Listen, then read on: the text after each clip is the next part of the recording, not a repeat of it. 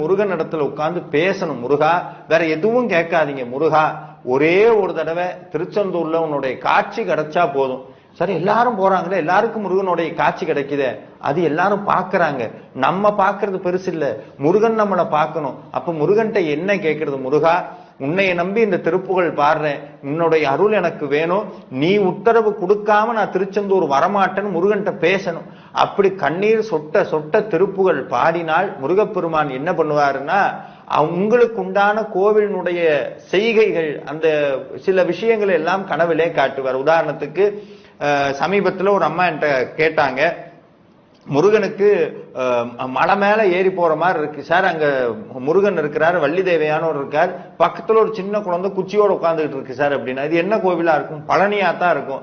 எப்படின்னா, அங்கதான் ரெண்டு சுவாமி இருக்காரு. பாத்தீங்கன்னா வள்ளி தேவசேனா சுப்பிரமணியர் ஆவினங்குடியில் இருப்பார், மேல சுவாமி பாலதண்டாயுதபாணியா இருப்பார்.